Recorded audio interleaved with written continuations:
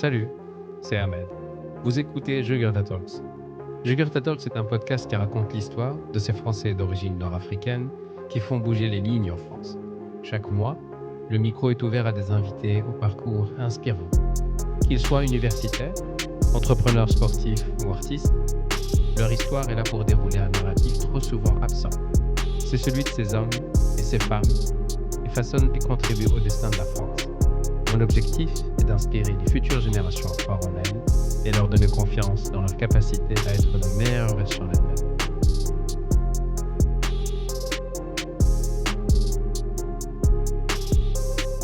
Aujourd'hui, dans Jugurtha Talks, je reçois un ambassadeur artistique d'exception. Il incarne l'amour des arts sous toutes ses formes. Trentenaire d'origine tunisienne, grand de taille, mon invité qui a l'apparence très calme, fausse la lecture, une fois la conversation entamée avec son esprit incroyablement vif. Permettez-moi de vous présenter Akram Belaïd, un véritable passionné du cinéma, de la photographie, de la musique et de l'art graphique. Sa soif de créativité et son désir ardent de promouvoir l'art arabe et tunisien ont conduit à la naissance d'un festival unique en son genre, qu'il a co-créé à partir de rien. Tunis sur scène. Tunis sur scène est bien plus qu'un simple événement artistique. C'est une célébration vibrante de la diversité culturelle. Un pont entre Paris et Tunis, deux capitales, comme dit Akram. Il a consacré des années à développer ce festival, travaillant sans relâche pour rassembler des artistes talentueux et des esprits créatifs, afin de créer un espace où l'art peut s'épanouir et briller. Que ce soit à travers des projections de films, des expositions, mettant en lumière la beauté de la culture nord-africaine, des performances musicales envoûtantes. Akram est véritablement un visionnaire qui croit au pouvoir de l'art pour changer les perceptions. Au micro de Jugurtha Talks, il se livre et raconte comment un adolescent grand et réservé a cheminé doucement mais sûrement pour en arriver à créer un tel événement. Installez-vous confortablement et laissez-vous emporter par le récit inspirant d'Akram, un homme qui a su transformer une vision artistique en réalité. Akram Belaïd, bonjour. Bonjour Ahmed. Bienvenue à Jugurtha Talks. Bienvenue chez moi. Bah écoute, c'est super gentil de m'accueillir. C'est vrai que je dois dire à l'auditoire que Akram est super accueillant. Dès que je suis rentré, il m'a servi de l'eau, du jus. Je suis pas habitué à être... c'est super gentil. Akram, est-ce que tu peux te présenter succinctement? Akram Belaïd, en France, 37 ans. Je vis en France depuis 11 ans. Je travaille et je baigne dans l'art et la culture depuis tout petit. Et j'ai fait de ça mon métier depuis que je suis en France, on va dire, et même avant. Écoute, c'est atypique généralement parce que les gens se vont toujours vers soit l'entrepreneuriat, je sais pas, où on va dire la finance ou autre chose, mais c'est vrai que la culture c'est assez atypique comme parcours et c'est pour ça que je suis là. Je voudrais réellement comprendre ton parcours. Où est-ce que tu es né? Où est-ce que tu as grandi? Je suis né à Sfax, alors que je ne suis pas du tout sfaxien. Mon père est originaire de Tozeur, ma mère est originaire de Karkena, ce qui explique Sfax. Donc voilà. Et pour l'anecdote, même la famille de mon papa habitait à Sfax parce que mon grand-père était prof de langue arabe un peu partout. Il a parcouru un peu la Tunisie, il s'est installé à Sfax. Donc c'est grâce à Sfax que mon père a connu ma mère et voilà toute l'histoire. Okay. Par contre, j'ai grandi à Tunis depuis toujours. Ça ressemble à quoi de grandir à Tunis? Ça ressemble à une vie très animée parce que c'est une capitale assez, en tout cas dans mes souvenirs, elle était assez active culturellement parlant. De toute façon, j'étais branché depuis tout petit sur l'art et la culture. Donc depuis tout petit, j'avais le petit talent de dessiner, etc. Donc j'étais inscrit dans des clubs de dessin, je participais à des concours. Ça m'a permis de gagner un voyage. C'était mon tout premier voyage en Égypte. Pendant une semaine, tout frais compris, j'avais encore 16 ans. Et puis il y avait le conservatoire national de Tunis de rue de Paris. Ça a commencé très tôt, à l'âge de 12 ans. Donc Tunis, c'était pour moi la ville, le centre-ville depuis tout petit, parce que après l'école, tu vas direct au conservatoire, tu prends le métro et tu vas par choix parce que tu vas rencontrer des amis dont tu as un point en commun qui est l'amour de la musique. Et puis, tu fais quelque chose que tu aimes et que tu as choisi. C'était pas comme l'école ou le lycée ou le collège où tu es obligé de te réveiller pour y aller. C'était un choix. Et du coup, mes journées, c'était l'école ou le collège. Et puis, direct, tu vas au conservatoire. Bah écoute, je crois que c'est une question de sensibilité parce que j'ai grandi à Tunis, plus ou moins à la même époque que toi. Mais c'est vrai que ça dépend des personnalités. Il y a une personnalité qui a une affinité qui va aller vers un domaine particulier. Et c'est vrai que je n'ai pas vécu le Tunis que tu as vécu. Mais tout ça pour dire qu'on est tous différents et qu'on a tous des appétences particulières vers un domaine particulier. Tu as des frères et sœurs? Oui, je suis l'aîné d'une sœur et d'un petit frère. J'ai 2 ans de différence avec ma sœur et 9 ans de différence avec mon petit frère. Ok. Quel était le métier de tes parents? Mon père était fonctionnaire au ministère de la Jeunesse et du Sport à l'époque, puis ça a changé de nom. Et ma maman a démissionné le jour où elle m'a eu, et je suis toujours reconnaissant pour ça. Elle travaillait dans une société de gaz, un truc comme ça, mais elle avait décidé de devenir femme au foyer depuis qu'elle m'a eu pour dédier tout son temps pour moi. Et je suis toujours reconnaissant pour ça. Ok. Pourquoi tu es reconnaissant? Parce que cette décision, elle émane de ma venue au monde. Elle ne voulait pas que je sois éduqué dans des crèches ou quoi que ce soit. C'est ce qu'elle me dit en tout cas. Et elle a dédié tout son temps pour nous, pour moi, mes frères et sœurs à la suite. Et elle a pris soin de nous. C'était une vraie maman poule, très tendre. En contrepartie, un père hippie super branché sur la musique, le rock, le blues et le cinéma, beaucoup de cinéma, et je vivais dans un équilibre parfait. À quel moment l'art rentre dans ta vie? À quel moment? L'art rentre dans ta vie. Franchement, pour moi, c'est vital. C'est de l'ordre de l'eau et de la bouffe et du sommeil. La musique est quelque chose de très présent dans ma vie. Je me réveille avec de la musique, je dors avec de la musique. Il faut que ça soit présent dans ma vie. Et je pense qu'on a tous ressenti ça dernièrement pendant les 2 années Covid, le jour où on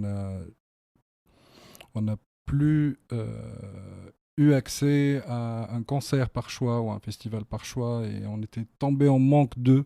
Les plateformes ne nous suffisaient pas, le streaming c'était de trop, et on avait besoin de sortir pour assister à un spectacle vivant, à une projection de film, etc. C'est vrai. Et là, ce n'était plus de l'ordre de l'entertainment, de divertissement, juste pour faire genre c'est bon, on a passé une semaine à bosser, allez, j'ai besoin de respirer.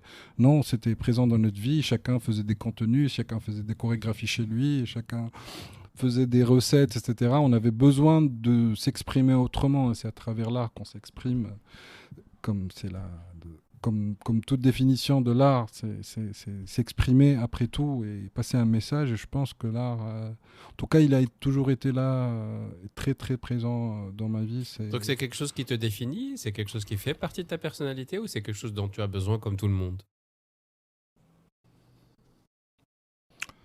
Bonne question. Il y a des questions auxquelles on n'a pas réfléchi avant. Je sais pas. Bah écoute, c'est dans mon ADN, j'ai envie de dire. Voilà. Ok. C'est comme ça, genre, je sais pas. Le jour où j'ai découvert mon amour à la musique, c'était parce que j'ai entendu une mélodie, j'avais un jouet, un petit clavier, je sais pas, j'avais quel âge, 5 ou 6 ans, et je reproduis cette mélodie. Juste parce que je l'ai entendu, comme chaque d'ailleurs musicien qui découvre ses premiers talents de musicien, quoi. J'avais l'oreille, donc je reproduisais tout ce que j'écoutais. Donc pour moi, c'est dans mon ADN, ça fait partie de moi. Il m'a choisi et puis je l'ai choisi. Donc tu décides, ton bac en poche, si je dis pas de bêtises, de faire des études de design graphique, c'est bien ça? Eh ben non. Eh ben bon. je suis gouré. Vas-y. Eh ben, j'ai commis la plus grosse erreur de ma vie. J'étais bac sciences, et après toute cette période où j'ai été bercé que par la culture, j'ai décidé de faire une fac scientifique, vu que je suis bac sciences. Moi, mon obsession, c'était de faire du cinéma, une école de cinéma. Okay. Et à l'époque, la seule école qui existait, c'était l'ISAM à Chergueya. Il n'y avait pas l'ESAC, il n'y avait pas d'autres écoles de cinéma publiques en tout cas. J'étais encore lycéen, j'allais à cette fac pour rencontrer des étudiants, leur poser des questions. Qu'est-ce que vous faites comme matière? Qu'est-ce que vous étudiez? Pour moi, c'était impératif. Il faut que je devienne réalisateur de films.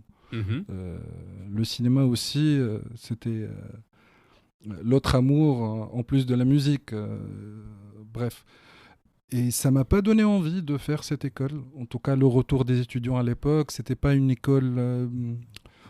En tout cas, ceux qui ratent entre guillemets leur bac ou n'ont pas assez de points, on les envoie là-bas. Ah oui. Ah oui, oui. Carrément. Donc c'était Je te parle je suis bac 2004, donc depuis 2003-2004, on va dire que l'école de cinéma n'était pas à son apogée. En tout cas, c'est l'impression que j'ai eue quand j'étais lycéen. Et j'ai fait le choix de faire, c'était quoi? C'était technologie médicale, un truc comme ça. C'est pour devenir réparateur de machines médicales, des scanners, etc., etc. J'ai fait 1 mois et demi. Ok. T'as pas pu tenir. La blouse blanche. Moi, depuis tout petit, j'aime pas l'odeur des hôpitaux, cette odeur de d'antiseptique. Formol. Je sais plus. Oui. Et pourtant, en tout cas scientifiquement, et ce que j'ai étudié pendant un mois et demi, je m'en sortais. Enfin, c'est ma formation, etc. Mais je me suis dit, je n'étais pas fait pour ça, laisse tomber. J'ai laissé tomber, j'ai passé un concours de réorientation à l'école des arts et métiers, l'école l'ESTED, l'école supérieure de sciences et technologies de design. J'ai réussi le concours de réorientation et l'année d'après, à la rentrée, j'ai pu commencer mes études à l'école des arts et métiers à Danden. Ok, et qu'est-ce que tu as appris là-bas? Qu'est-ce que j'ai appris? J'ai appris la photo, entre autres, parmi toutes les spécialités qu'on a appris en rapport avec le design graphique, les logiciels de traitement d'images, etc. Parmi ces matières, il y avait la matière photographie. En soi, on devait acheter un appareil photo pour exercer la photo. Et c'est là où j'ai découvert un troisième amour, c'était un déclic, et c'était la photo. Et du coup, j'ai fini mes études, j'ai passé mon projet de fin d'études. Il y avait beaucoup de photos d'ailleurs dans le choix de mon projet de fin d'études.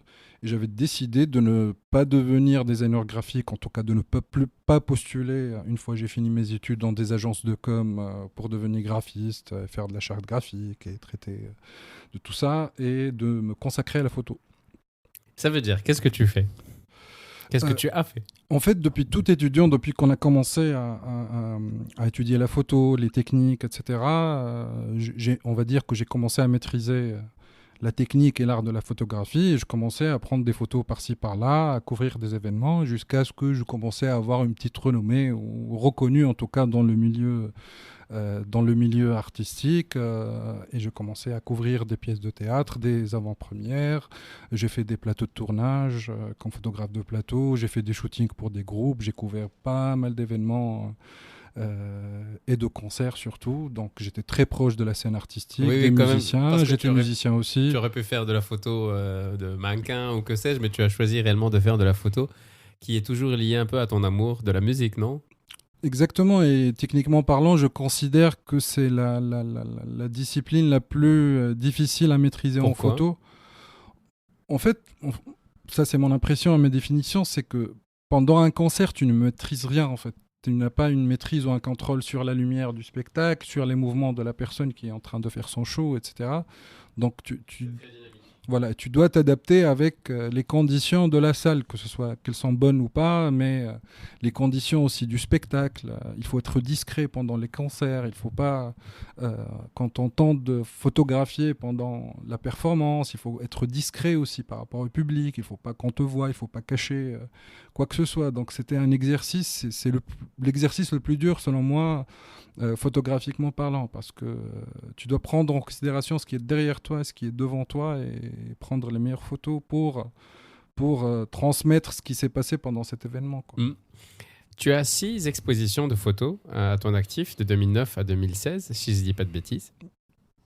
Où est-ce que tu les as donc ces expositions, sont venues à toi naturellement, ou c'est une demande de ton public qui a été faite, ou est-ce que tu as voulu montrer ce que tu faisais?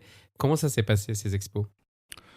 Alors, comme j'exerçais de la photo, etc., donc il y avait le côté terrain, prise de photos pour des commandes ou pour des situations bien particulières comme les tournages, etc. Donc, c'est des photos que tu n'exploites pas, mais que tu donnes à ton client à la suite, etc. Et il y avait le côté, ce qu'on appelle le côté artiste-photographe. Donc, je travaillais sur des sujets bien précis que je voulais montrer. J'utilisais Facebook comme tout le monde, j'ai publié mes photos, etc., etc. Et puis, je commençais à candidater pour participer à des expositions de photos. Et la première exposition, c'était le fameux festival photographique d'Or el-Melh, qui n'existe plus malheureusement. Et j'avais candidaté pour je crois que c'était la 7e édition, c'était en 2008 ou 2009, je ne sais plus. J'avais été accepté, donc j'avais exposé pour la première fois à côté de plusieurs photographes tunisiens et étrangers.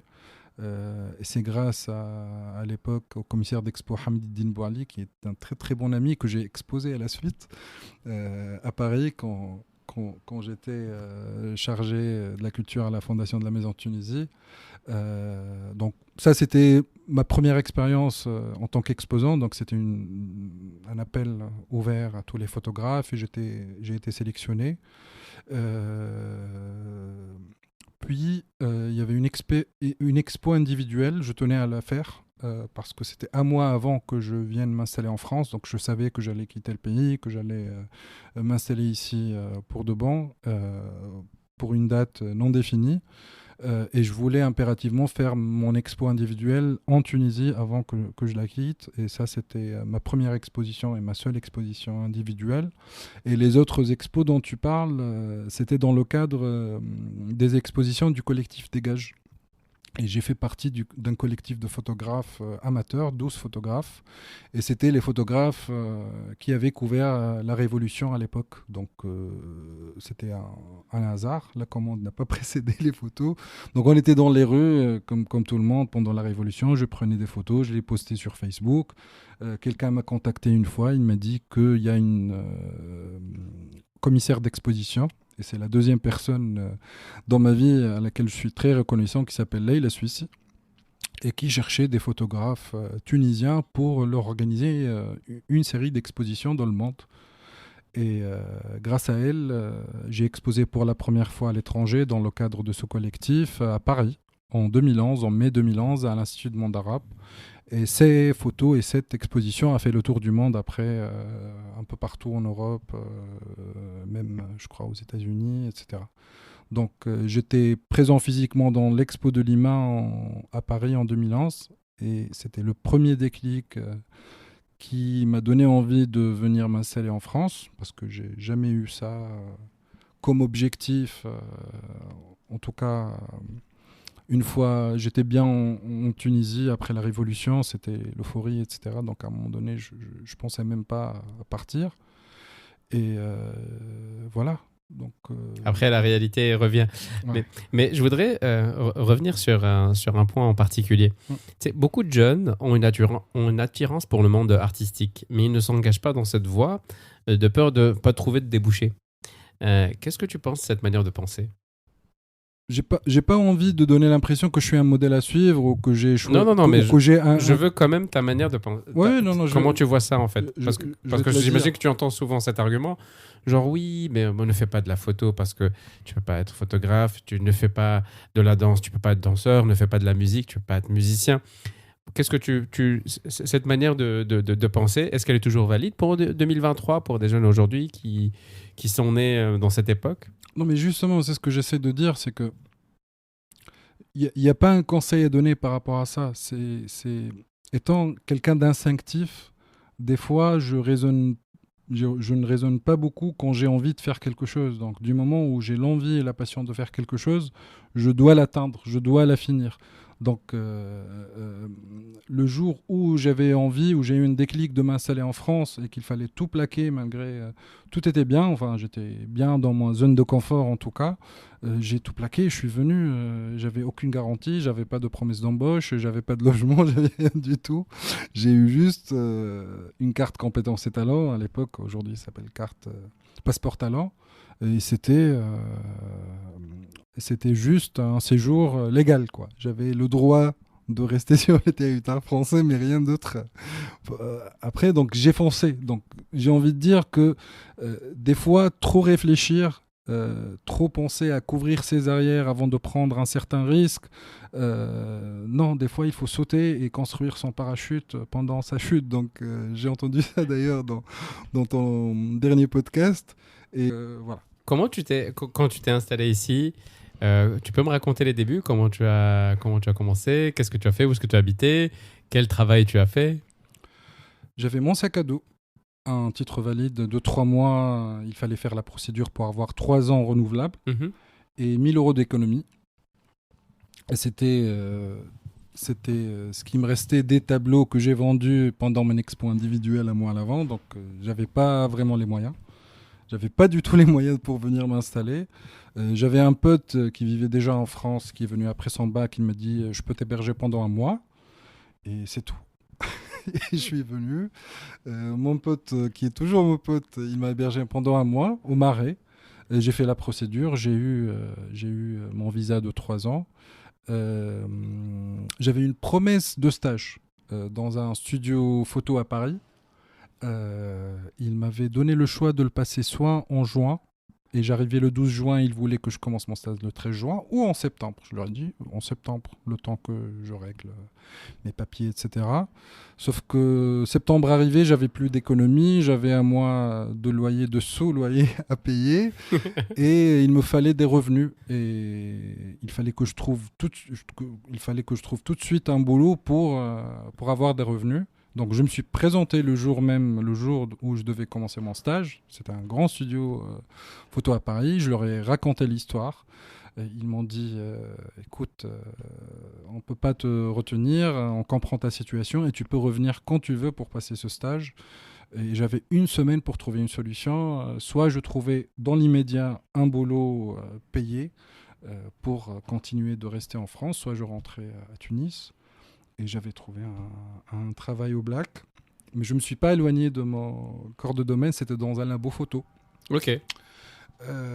Donc, les conditions n'étaient pas topissimes, le salaire non plus. Je gagnais à peine de quoi payer mon loyer. Ça a duré 8 mois.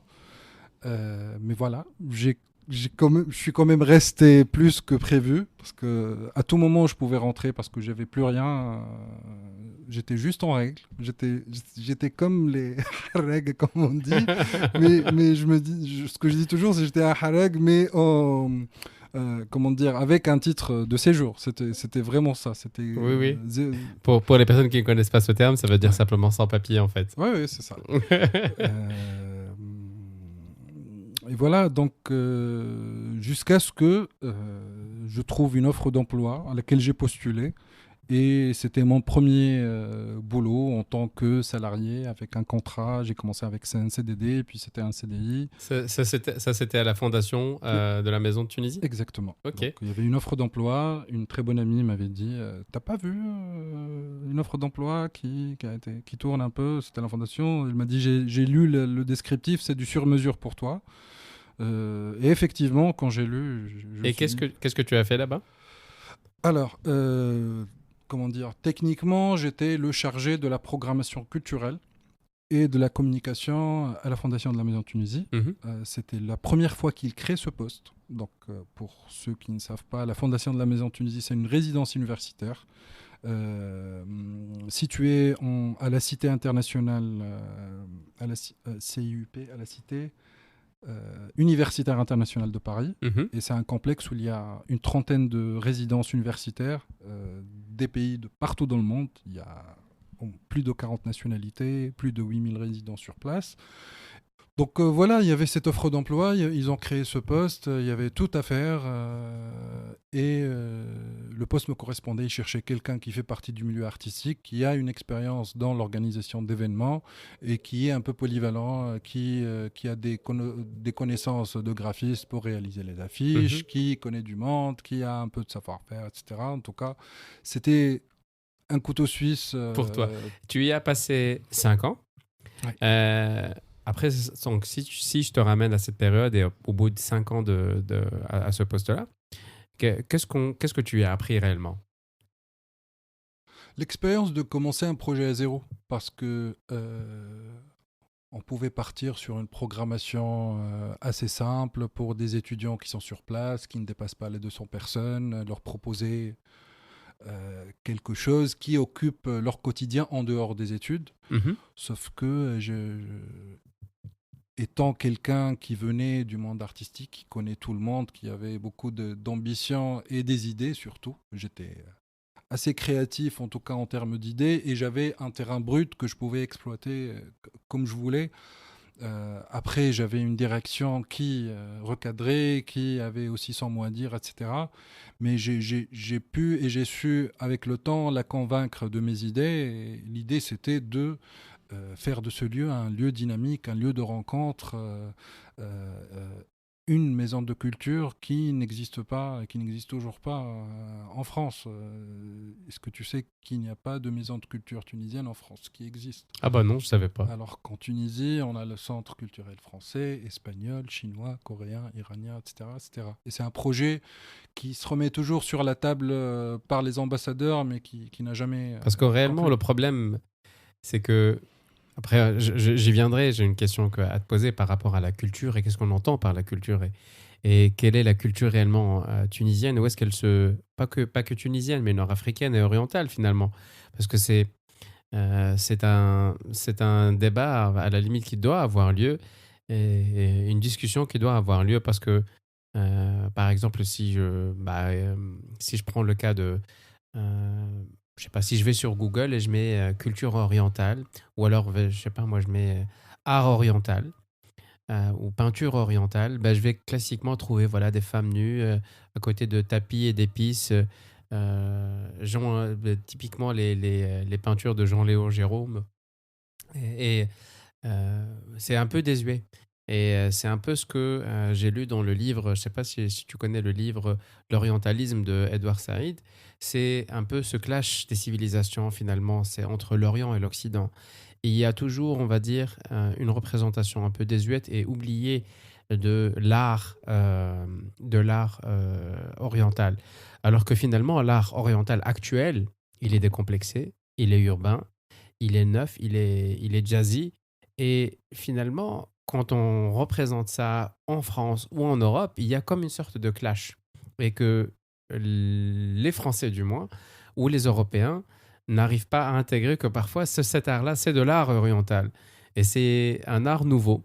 Et je ne vois pas, du moins moi, cet art-là assez représenté sur le continent européen, ou du moins il est méconnu, ou on peut le trouver sur certaines scènes underground, mais pas partout.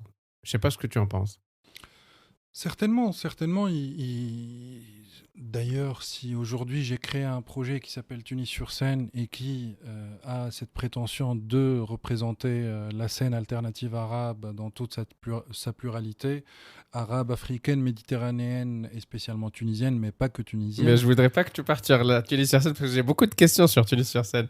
Mais vas-y. Je sais, mais on a suivi une certaine chronologie, mais là, c'est le débat qui Qui impose l'emporte.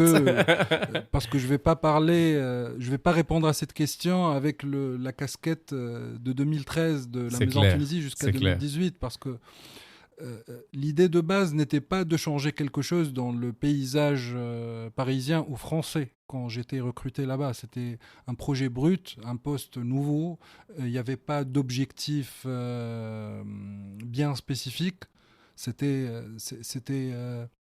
dans la durée qu'on a commencé à épurer, à avoir une certaine vision des choses. Mhm. Et j'ai participé à ça en essayant de créer pas mal d'événements. Et c'était pas juste d'une manière quantitative pour dire qu'on fait les événements pour les faire, mais c'était vraiment ciblé. Entre-temps, j'avais l'obligation de représenter tout le paysage aussi culturel. Parce que c'était pas mon projet ni ma maison de Tunisie à moi, tu vois. Donc c'est un public différent, c'est des résidents. Ouais. Parce qu'à la suite, il y avait plus que les étudiants, il y avait plus de gens qui venaient de l'extérieur et qui représentaient la diaspora tunisienne, qui venaient toutes les semaines et tous les mois à la Maison Tunisie pour assister à nos événements. Il ne s'agissait plus d'activités que pour les étudiants et résidents. Donc ça a dépassé même l'objectif principal et c'est devenu le lieu qui accueillait tellement d'événements, tellement d'artistes connus qu'on a envie de voir en France mais qui ne sont jamais là ou qui n'ont pas eu l'opportunité de venir en France pour jouer. Et c'était devenu le tremplin, le petit tremplin où les gens venaient, où les artistes venaient jouer. Et je devais représenter un peu tout. Donc, Et j'imagine que c'est ce poste-là aussi qui t'a déjà pointé vers la direction de Tunis-sur-Seine. Mais je veux pas en parler plus de Tunis-sur-Seine parce que je voudrais en revenir. Dans ton métier, et pendant ces 5 ans, j'imagine que tu as vu beaucoup d'artistes. Mais je voudrais te poser une question par rapport aux artistes. Donc, tu as vu des centaines d'artistes, des musiciens, des cinéastes en herbe, des peintres, des photographes défiler devant toi.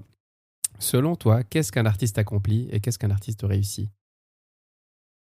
Pour moi, un artiste réussi, c'est quelqu'un qui a toujours quelque chose à dire, qui est toujours en perpétuelle création. Qui, dès qu'il finit son premier album, il passe déjà à l'autre projet. Qui, dès qu'il est étiqueté ou identifié comme un artiste qui fait tel genre de musique, il change de voix, il fait une expérience. Okay. C'est quelqu'un qui est... C'est comme un volcan qui est toujours en train de... en éruption. En éruption, quoi. C'est quelqu'un qui te surprend de l'ordre de l'imprévisible. C'est quelqu'un qui te surprend par un album, par une chanson, par un texte, au moment où tu t'attends le moins, au moment où tu te dis c'est bon, cet artiste il n'a plus rien à dire, il n'a plus rien à donner. Qu'est-ce que selon toi un artiste qui se cherche encore ou qui n'a pas encore trouvé sa voie ou plus ou moins, je ne sais pas si on peut dire s'il y a de mauvais artistes? Alors moi je classe les musiciens en deux cases. Ceux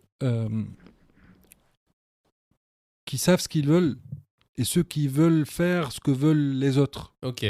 Donc il y a toujours ce musicien qui dit qu'est-ce qui marche aujourd'hui. Aïe. Et je vais faire un projet qui ressemble à ce qui se fait. Bah déjà ça c'est beau. Et ça peut marcher pour lui. Et il y en a d'autres qui veulent faire ce qu'ils veulent. Ça peut être en adéquation avec ce qui se fait. Il peut être visionnaire et il fait de l'avant-garde. Et pour lui ou pour tout le monde, ce qu'il fait, c'est du n'importe quoi. Et disons, 20 ans après, on se rend compte qu'il fait quelque chose de nouveau. Ou qu'il tienne à faire ce qui est has-been ou dépassé peut-être par rapport à son présent, mais il est convaincu de ce qu'il fait. En 2016, tu lances Tunis-sur-Seine? Oui. Et donc, pour les personnes qui nous écoutent, donc Tunis-sur-Seine, c'est pas SC, mais plutôt SE, Seine comme le fleuve. Exactement, oui. Exactement. Quelle est l'histoire de Tunis-sur-Seine, l'idée derrière sa naissance, mais aussi la vision que tu as pour son futur? Alors, derrière Tunis-sur-Seine, il y a 2 personnes. Et essentiellement, c'est Semi Kef, un très bon ami, qui a eu cette idée de créer Tunis-sur-Seine, le nom Tunis-sur-Seine. Mm-hmm. Semi aussi, il vient du monde de l'événementiel. Il a fait pas mal d'événements et on l'a surtout connu comme le fondateur du char Sound of Carthage, et c'est le camion qui a participé plusieurs années à la Technoparade. Ok. Donc, Sound of Carthage, tu connais la Technoparade, il y a plusieurs camions, Ouais. enfin des bus dont chacun représente un label ou un collectif ou n'importe, et qui joue de la techno et ses dérivés pendant tout un parcours sur une journée. Et lui, il a créé le Sound of Carthage, et la Tunisie avait son propre char pendant la Technoparade, qui est un grand événement à Paris. Je ne sais plus si c'est toujours le cas, mais en tout cas, c'était quelque chose. Donc, on est devenus amis à Paris, on s'est connus à travers la Maison Tunisie, etc. Et on avait toujours cette idée de faire quelque chose qu'on veut faire. On avait envie de créer un événement qui réunit la scène tunisienne comme nous, on l'aperçoit.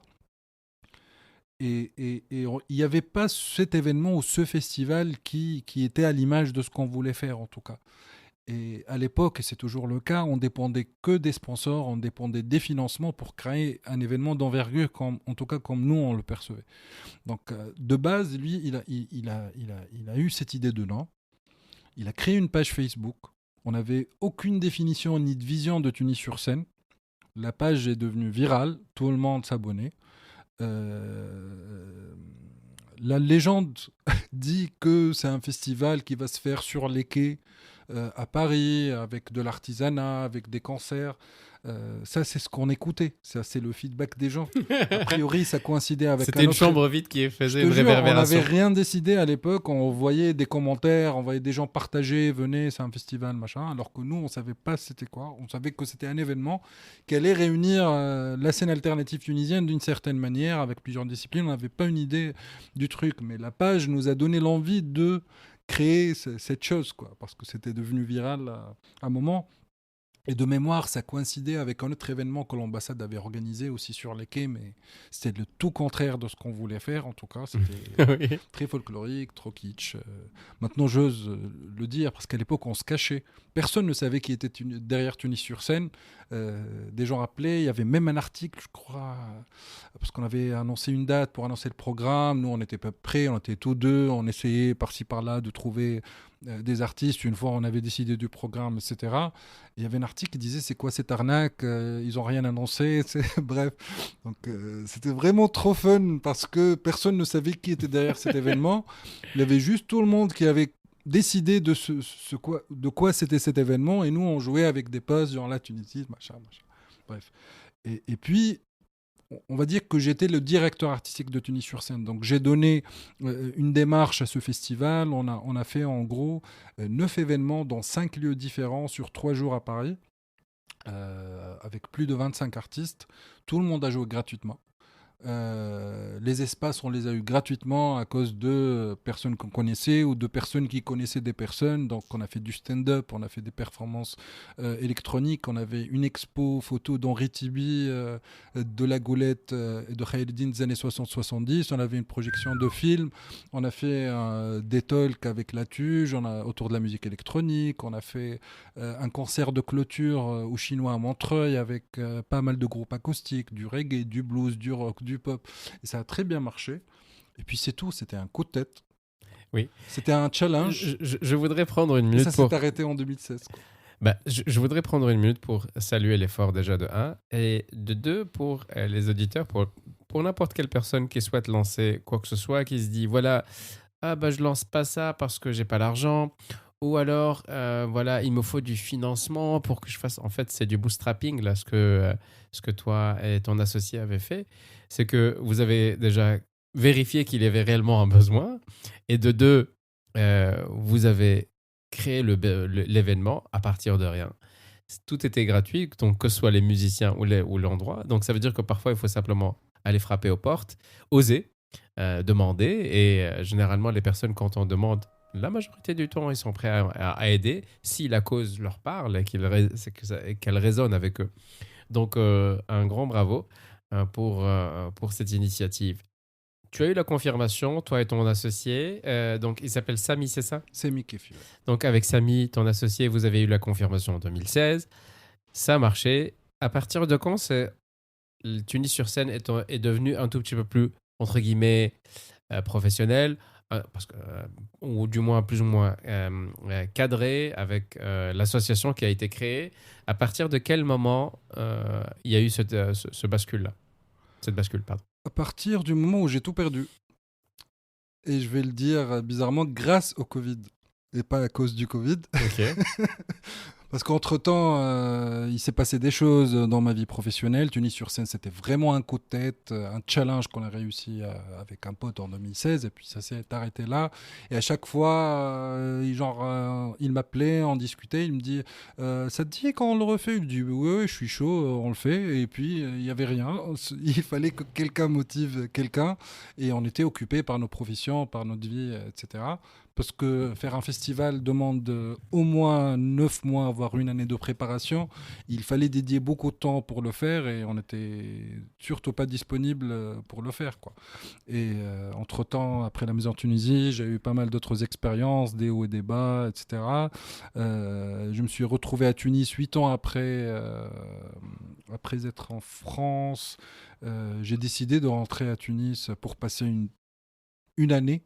C'est ce que je voulais, passer une année en Tunisie pour ramener tout ce que j'ai pu faire en France, en Tunisie. Et l'idée, c'était de créer mon assos en Tunisie, de commencer à créer des événements en Tunisie avec le réseau d'artistes que j'ai pu connaître en France.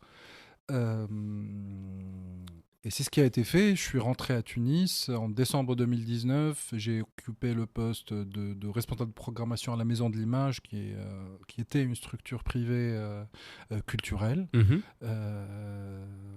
J'ai commencé la procédure pour créer l'association en Tunisie. Janvier 2020, en février, on a fait la première conférence de presse parce que j'avais programmé toute une programmation annuelle à la Maison de l'Image en raison de 4 événements par mois.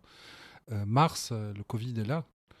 Et mars aussi, j'ai eu l'aval de mon assos en Tunisie et le Covid est arrivé. Donc, pour moi, à l'époque, 2020, c'était mon année parce que j'allais revenir en Tunisie pour une fois pour faire des choses. 8 ans après, c'était la création de mon association. L'idée, c'était de faire des va-et-vient et d'avoir un pied ici, un pied là-bas, organiser des événements ici, organiser des événements là-bas. Et puis, il y a eu le Covid et 2 ans de plus rien, quoi. Tu peux plus rien faire, j'avais plus de boulot, j'avais plus de projets en cours. Je suis revenu en France parce que la Maison de l'Image a dû fermer pendant des mois à cause du Covid. On a quand même travaillé à distance, on a créé des événements en ligne entre-temps, entre mars et juillet. Donc j'ai pu quand même travailler comme responsable de programmation. On a dû changer toute la programmation. On a fait des expositions en ligne, pas mal de choses, en tout cas, tous les mois. Et je suis rentré en France pour les vacances, sous prétexte que j'allais reprendre le travail à la Maison de l'Image.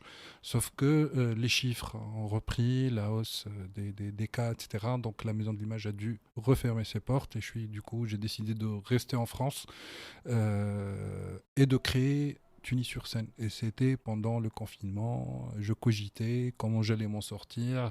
Est-ce que je reste en Tunisie ou en France? Et voilà, c'est un peu aussi le hasard et le Covid qui a joué beaucoup dans mes décisions professionnelles, on va dire. Et je me suis dit, tu as quelque chose qui s'appelle Tunis-sur-Seine. C'était un one-shot. Pourquoi pas le développer? Pourquoi pas miser sur ce projet? Pourquoi pas donner aussi d'autres perspectives à ce projet? Et j'ai cogité, je l'ai écrit, j'ai fait toutes les procédures administratives pendant le deuxième confinement.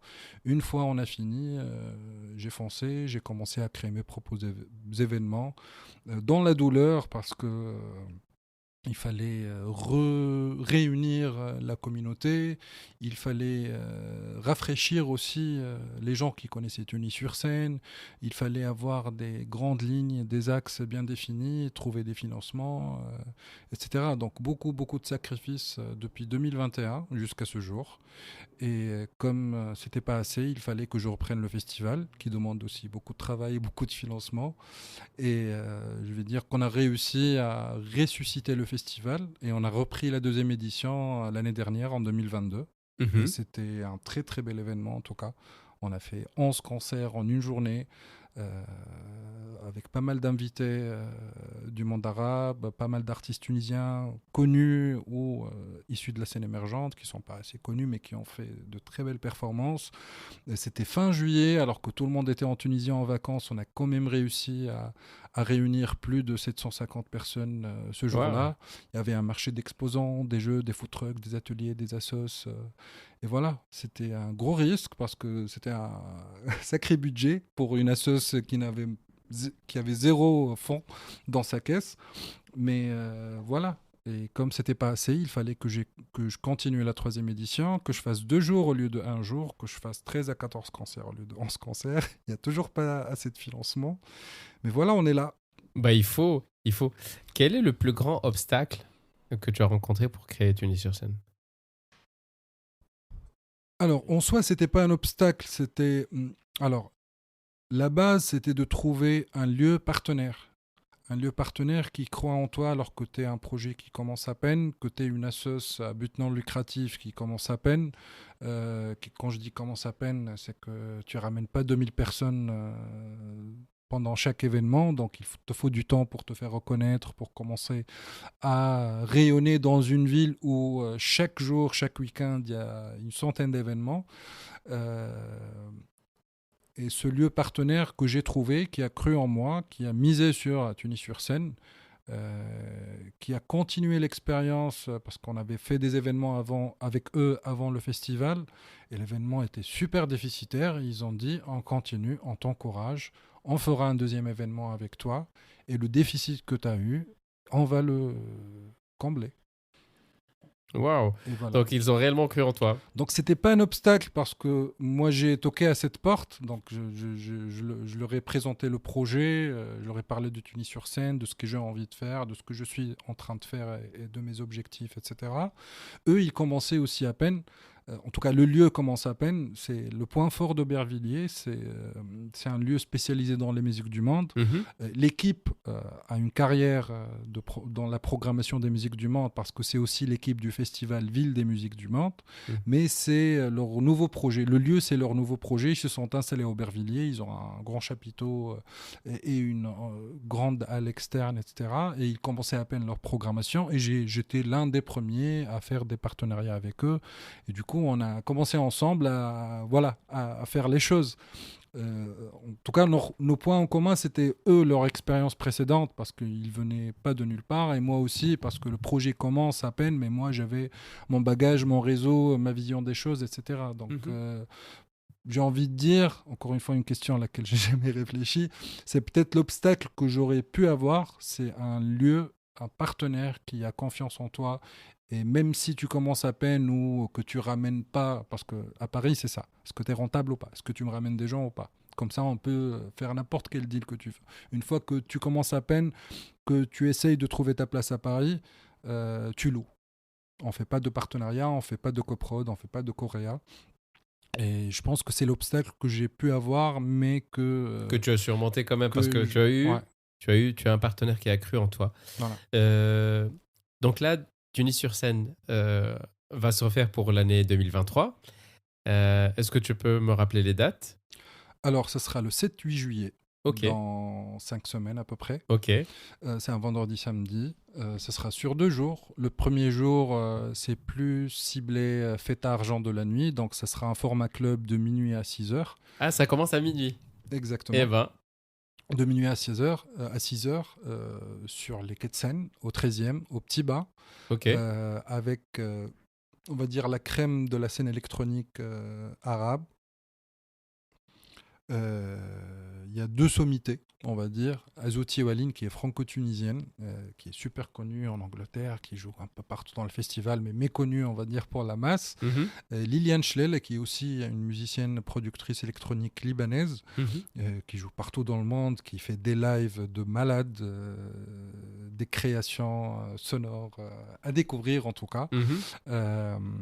Et puis, on va dire, des artistes émergents qui sont en train de faire du tabac partout, mais qu'on ne connaît pas assez ou qui commencent à peine. Et il y a une Tuniso-belge qui s'appelle Sarah Zili, qui vient en Belgique et qui est une artiste résidente d'un lieu super connu qui s'appelle La Fuse et qu'on va ramener à Paris pour jouer. Et puis un projet inédit qui vient de commencer, ça sera leur premier concert avec ce projet. Et c'est Joundi Majhoul, qui est un rappeur producteur syrien, qui lance un nouveau projet qui s'appelle Joundi Masha. Avec lui une autre syrienne chanteuse. Et c'est un projet de live électronique drum and bass avec du vocal. Wow. Si je peux, le résumer. Donc ça sera la première journée plus électronique. Ça, c'est le 7 juillet de minuit à 6h du mat. À Petit Bas. Au 13e. Et puis le deuxième jour, ça sera au Point Fort d'Aubervilliers. Et c'est le jour ciblé plus groupe, famille, jeunes. C'est vraiment ouvert à tout le monde. Que des groupes live. De la pop, du rock, du blues, du gypsy shabi. Il y a des invités de l'Algérie, du Liban, de la France aussi. En gros, c'est ça. On ne veut pas cette étiquette de événement conçu par un Tunisien, pour un public tunisien, avec que des artistes tunisiens, et on est entre nous, et puis on dit qu'on a réussi. L'idée, c'est de faire une vraie promotion pour cette scène. C'est qu'il y ait un public mixte qui vient de partout.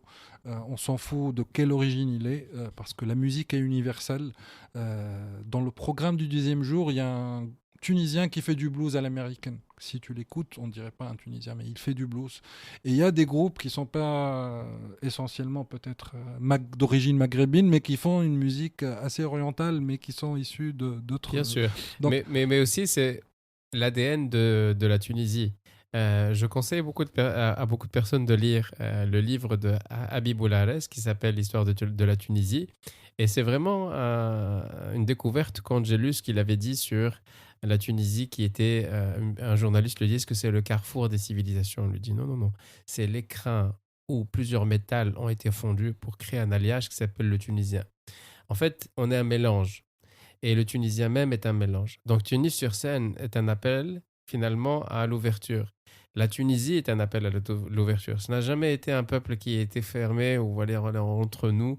C'est peut-être que par déformation, parce que j'ai des origines tunisiennes et j'ai grandi en Tunisie. Mais ce que je peux dire, en tout cas, des Tunisiens, c'est que c'est un peuple qui est lui-même mélangé. On est une mosaïque. J'ai fait même une fois un test ADN avec 23andMe et j'ai été surpris parce que par le nombre de pays qui constituent finalement ce qu'est un Tunisien. En fait, on vient de partout. On est un mélange, une mosaïque. Donc, donc pour revenir à ta définition de Tunis-sur-Seine, c'est pas parce qu'il y a Tunis que c'est forcément renfermé. Au contraire, c'est parce qu'il y a Tunis que c'est ouvert.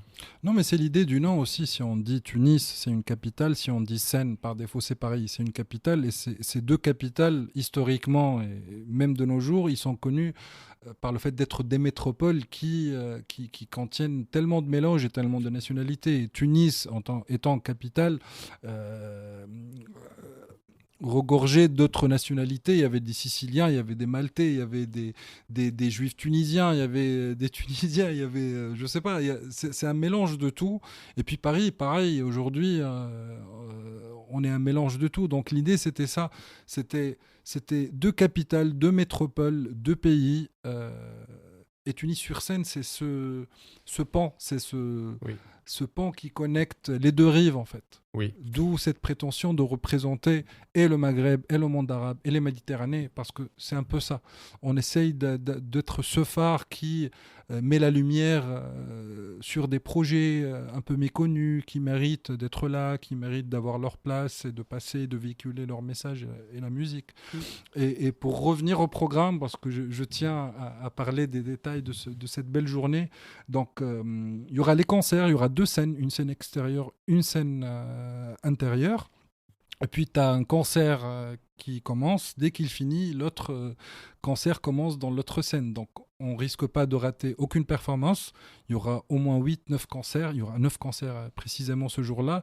Et puis tout autour, il y a pas mal d'attractions. Il y a des food trucks, il y a de la cuisine tunisienne, de la cuisine française, des burgers, des pizzas, des glaces, parce que c'est l'été. Il y aura un stand de marché d'exposants et de producteurs engagés et responsables, parce qu'on essaye d'avoir cet ADN aussi d'engagés et responsables dans tous les aspects du festival. Donc tu auras des exposants de produits de terroir, des créateurs, des illustrateurs qui sont assez engagés en tout cas dans leur concept et produits.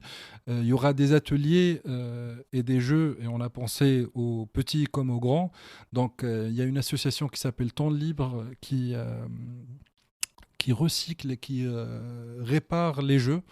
Et en le réparant, il propose ça comme animation sur place. Donc il y aura pas mal de jeux en bois, du badminton, du baby-foot sur place.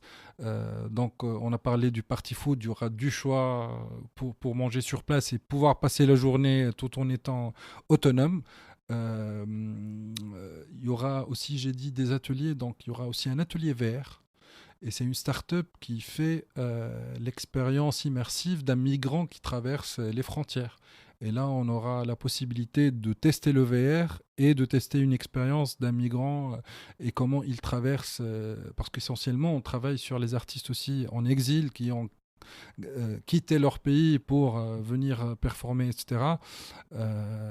Donc, on voulait quelque chose qui soit en rapport aussi avec le festival. Et il y aura aussi un atelier de make-up à base de paillettes qui respecte la nature et qui est à base de plantes biodégradables. Est-ce que j'ai oublié quelque chose? Il y aura pas mal de surprises en tout cas. Donc l'idée est que chacun trouve son compte musicalement en étant sur place. C'est kids friendly. Il y aura des casques anti-bruit pour les enfants. De 16h à 1h, tout le monde est le bienvenu. Les tarifs, ils sont pas chers du tout. Le pass 2 jours, il est toujours disponible en early bird. Il est à 30 €. Puis on passe à 40 €. Franchement, pour 14 concerts sur 2 jours, avec toute cette programmation, 40 € le prix d'un dîner dans un bon resto. Voilà. Venez, venez encourager, soutenir ce projet. Tout le monde trouvera son compte. C'est clair. En tout cas, tu fais un projet qui n'est pas facile à créer. J'ai vu à quel point en fait c'est difficile pour toi de mettre en place tout ça. Et c'est clair que ça en vaut la peine, du moins avec le programme que tu as évoqué. Quelques dernières questions que j'ai par rapport à comment aussi tu réfléchis et comment tu as abordé ce projet. Tu travailles avec des artistes, comment tu les déniches? Je les déniche pas. Je les connais. Ok. Je t'avais dit, c'est ma passion. Mhm. Je me lève avec la musique et je dors avec la musique. Donc j'ai cette passion et cette obsession de suivre ce qui se passe parce que c'est ma passion. Donc, et j'adore découvrir des groupes et des talents. Moi, j'aime pas surfer sur des groupes qui sont très connus pour les programmer dans ma programmation. D'une manière générale, même quand j'étais à la Fondation de la Maison de Tunisie, etc. Et je suis toujours fier d'avoir fait le premier concert de groupes qui sont aujourd'hui connus ou qui sont en train de performer un peu partout, etc. Donc l'idée, c'est de... moi, j'écoute tous les jours, j'essaie de découvrir. Aujourd'hui, je suis beaucoup plus ouvert dans ma programmation, donc j'essaie de suivre ce qui se passe dans la scène hip-hop syrienne, jordanienne, koweïtienne, africaine, etc. J'écoute beaucoup de musique, de groupes.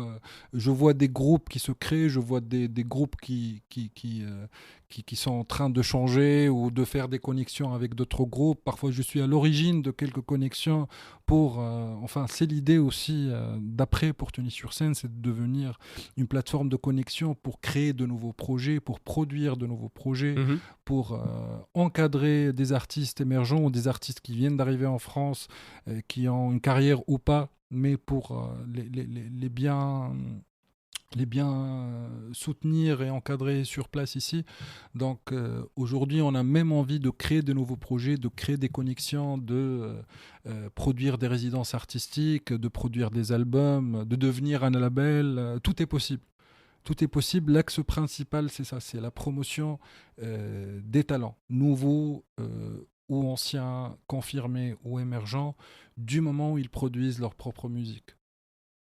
Voilà, c'est un peu l'idée, quoi. C'est, comment dire, il y a des axes qui sont fixes aujourd'hui dans ce projet, il y a d'autres idées qui sont en train de ruminer, il y a des projets en cours, parce que sache que même que je suis en plein festival, là je dois préparer ma rentrée et ma fin d'année, je suis en train de travailler sur des projets qui sont en cours pour la rentrée et pour la fin d'année. Donc, Et c'est clair que je vais voilà. aussi mettre le lien pour l'association Tunis-sur-Seine de manière à ce que les gens puissent suivre. Une dernière question. Déjà S'il y a un jeune qui nous écoute là maintenant, qui est plein de motivation, plein de bonne volonté, mais qui a peur en fait de se lancer dans le monde artistique, qui a peur aussi de suivre un chemin qui est similaire au tien, qui est tout jeune, fraîchement diplômé, la vingtaine, Qu'est-ce que tu as envie de lui dire à cette personne? Franchement, sans sortir des citations de grands philosophes, mais aime ce que tu fais et fais ce que tu aimes. Et un jour ou l'autre, ça va donner. Parce que le jour où tu fais ce que tu aimes, tu vas donner de ton énergie, de ta foi, de ton temps, de Tes ta tripes. réflexion, parce que c'est ça, parce que tu aimes ça, tu veux le faire. Et fais ce que tu aimes parce que euh, un jour ou l'autre, tu vas t'enlacer. Un jour ou l'autre, si tu fais quelque chose que tu n'aimes pas, ou tu fais quelque chose parce qu'on aime que tu le fasses, ou parce que quelqu'un aime que tu fasses ceci, tu vas le faire, tu vas peut-être le réussir, mais dans le temps, tant que tu n'aimes pas ce que tu es en train de faire, tu vas abandonner, ou tu vas t'enlacer, ou tu vas avoir envie de passer à autre chose. Et ça sera peut-être trop tard de passer à autre chose. C'est jamais trop tard, comme on dit. C'est pas une question d'âge mais des fois c'est trop tard. C'est trop C'est tard parce clair. que tu es plus disponible dans ta tête pour attaquer de nouveaux challenges, C'est clair. parce que c'est fait ou parce que tu es reconnu pour être ça, alors que personne ne s'attend à ce que tu sois à ça, quoi. Mais voilà, fais ce que tu aimes et aime ce que tu fais et ça va donner, quoi. Moi, je vous parle comme si j'avais un success story et je t'en ai parlé la dernière fois quand tu m'as appelé pour me dire j'ai envie qu'on se fasse un podcast. Je te dis, moi, je suis pas CEO, je suis pas COO, j'ai pas de success story, j'ai rien à dire, quoi. Mais le succès est libre à chacun de se l'approprier. Moi, je parle de personnes qui font bouger les lignes et je trouve que tu fais bouger les lignes. Et pour moi, il y a une obligation de moyens, mais pas de résultat. Ça veut dire que si une personne essaye, pour moi, c'est un succès. Il y a beaucoup de personnes, pour moi, qui n'essayent pas. Et le fait d'essayer, c'est un succès en soi. Donc, pas forcément que c'est une question de CEO ou CEO. Il y a plein de CEO, je connais des CEO qui sont sous Prozac et ils sont à la limite d'un suicide. Donc, c'est pas forcément une vie que je pourrais qualifier de successful. Donc, ça dépend de ce qu'on entend. Euh, Comment les gens peuvent suivre Tunis sur scène, peuvent suivre ce que tu fais toi, Akram Belaïd? On est partout sur les réseaux sociaux, comme tout le monde. Donc, Vous me trouvez Tunis sur scène, donc Seine, c'est ça? Oui, Oui. sur Facebook, sur Instagram, et ben même sur TikTok, tu peux nous trouver. Ok. On commence à découvrir ce monde et cette nouvelle génération qui est plus sur TikTok. Bien sûr, format court. Vous pouvez nous envoyer un mail sur n'importe. C'est quoi l'email? Alors, c'est association Tunis sur scène, tout attaché, Ok. minuscule, @gmail.com. Mhm. Pour nous demander d'être inscrit sur notre newsletter. On a une newsletter trimestrielle qui part avec que notre actualité, les événements à venir et même les événements passés avec un retour en images, en vidéo, etc. Et où on nous envoie un message sur nos réseaux sociaux, envoyez juste votre mail, demandez-nous d'être inscrit sur cette newsletter et vous serez à jour. Si vous n'aimez pas le mail, il suffit juste de s'abonner à la page Instagram ou Facebook et vous serez notifié des nouveautés, des annonces. Nickel. Voilà. Akram Belaïd, ça a été un vrai plaisir de t'avoir à Sugar Plaisir Talks. partagé, Ahmed. Merci beaucoup. Merci à toi. Merci. Vous venez d'écouter Je Regarde Talks. Si vous souhaitez que j'interviewe un Français ou une Française d'origine nord-africaine qui vous inspire, n'hésitez pas à m'envoyer un email à jugurtalks@gmail.com ou par message direct sur le compte Instagram ou la page Facebook de Je Regarde Talks. Je vous dis ciao et à la prochaine.